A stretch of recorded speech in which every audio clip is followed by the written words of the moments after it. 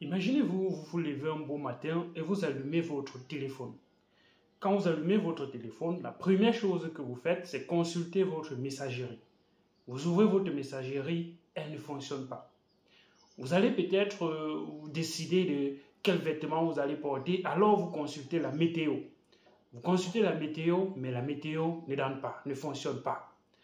Vous allez encore peut-être essayer de consulter les news à la télé. Vous ouvrez, vous essayez de checker peut-être la bourse, elle ne fonctionne pas. Vous avez réservé un vol et vous voulez savoir si le vol est encore d'actualité, s'il y a un départ, s'il y a peut-être un retard, si tout fonctionne très bien. Tu ouvres l'application pour consulter les vols, ça ne fonctionne pas. Qu'est-ce qui peut être à l'origine d'un tel blackout? Qu'est-ce qui peut être l'une des raisons pour lesquelles toutes ces applications ne fonctionnent pas? Vous vous souvenez très bien récemment, on a eu un blackout de Facebook où les messageries, même WhatsApp, ça ne fonctionnait pas. Tu ouvres Facebook, tu ne peux pas consulter les messageries, tu ne peux rien faire parce que c'est bloqué. Et donc, dans cette vidéo, on va en parler parce que c'est le cas actuellement. C'est le cas actuellement avec plusieurs services qui ne fonctionnent pas et l'une des raisons derrière, c'est Microsoft. Microsoft a mis sur pied le cloud Azure, qui permet aux entreprises de mettre les services, de bénéficier des services qui sont proposés par le cloud. C'est ce qu'on va appeler par exemple en développement des API. Donc, Cloud est une plateforme qui permet d'héberger des API, qui permet d'héberger des services et qui permet maintenant à d'autres services, à d'autres plateformes de fonctionner. Moi qui veux créer par exemple une application de météo, je n'ai pas besoin de me soucier de comment est-ce que la météo va être récoltée. Je n'ai pas besoin d'aller mettre les capteurs par-ci par-là pour avoir ces informations. J'ai simplement besoin de me connecter à une plateforme qui va me fournir ces informations, qui va me fournir ces données et moi je vais tout simplement les afficher dans mon application. Quand je veux par exemple développer une messagerie instantanée par exemple, je n'ai pas besoin de me soucier de la base de données, je n'ai pas besoin de me soucier de comment toute cette architecture va fonctionner. Je vais me connecter sur un service externe pour comme ça bénéficier des services qui sont fournis par Google, qu'on appelle par exemple les Firebase, où tu peux connecter une base de données et stocker tes données sur ces plateformes. Mais ça fait en sorte que ça crée de la centralisation. Je veux par exemple créer une application de blockchain par exemple. Je n'ai pas besoin d'avoir un propre serveur blockchain pour pouvoir avoir la base de données de la blockchain. Je vais utiliser ce qu'on appelle un RPC. Et ce RPC, c'est un point qui est centralisé parce que tu es en train de te connecter à la base de données ou bien au serveur de quelqu'un. OK? Donc, ça crée comme ça des points de centralisation. Et ces points de centralisation peuvent être des points d'échec, peuvent être des points de faille. Si le point central a des soucis, vous imaginez tous les services qui sont liés, qui peuvent effectivement endommager toutes les autres plateformes qui utilisent cette plateforme-là pour fournir le service. Okay? Donc, si aujourd'hui, Google Cloud n'est plus en mesure de fournir ses services à tous ceux qui hébergent des applications sur Google, alors vous imaginez comment plusieurs services seront paralysés. Les gens qui ont créé des plateformes de météo, ils se connectent là-bas pour avoir les informations. Les gens qui se connectent pour avoir les prix sur la bourse à cet endroit-là. Les gens qui se connectent pour fournir d'autres types de services dont on n'imagine même pas, bien évidemment. Alors, toute la chaîne sera paralysée. C'est ce qu'on appelle de l'hypercentralisation. On est dans un monde qui est hyper centralisé. Et toutes ces plateformes-là, tous ces géants font tout et tout pour centraliser encore au maximum des choses.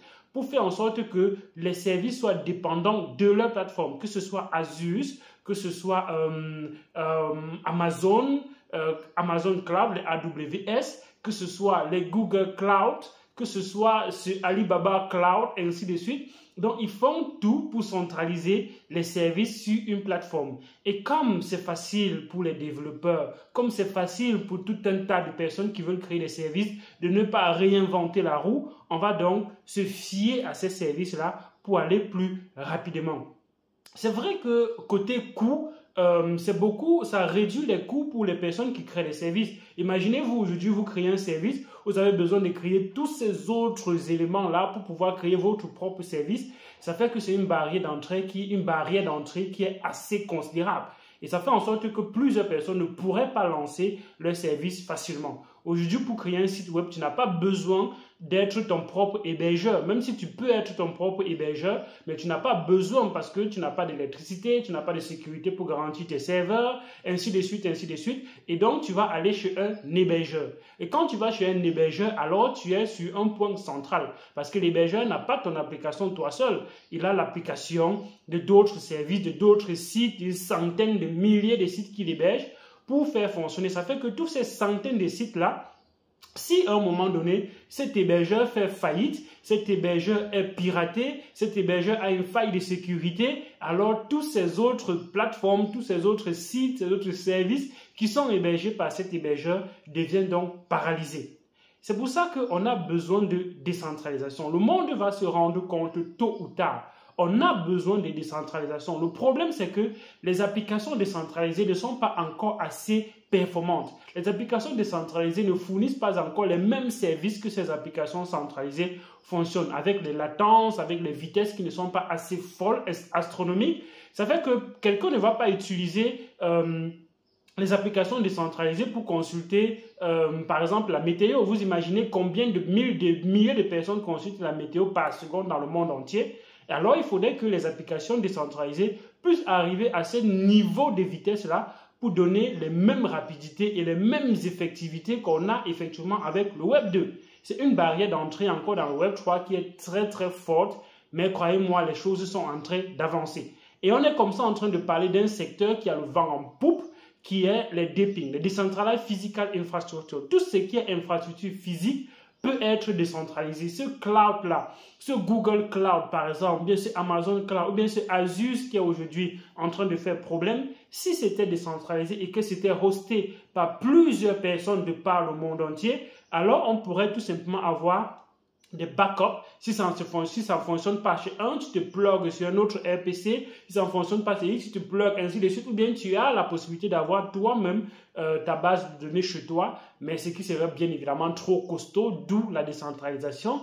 Ce serait beaucoup plus efficient, bien évidemment. Mais on est encore loin d'arriver à les vitesses de performance qu'on a aujourd'hui avec le Web 2 sur le Web 3. Mais les choses sont en train d'avancer progressivement. Il y a plein de projets qui sont en train de pousser ces infrastructures décentralisées pour permettre d'embarquer un maximum de personnes dans les services de décentralisation. Et même ces services aujourd'hui qui sont en train de subir des pannes, qui sont victimes de ces pannes, de ces autres services-là, vont tôt ou tard se rediriger vers le Web 3. Et qui dit Web 3 dit forcément blockchain derrière. Il n'y a pas Web 3 sans blockchain.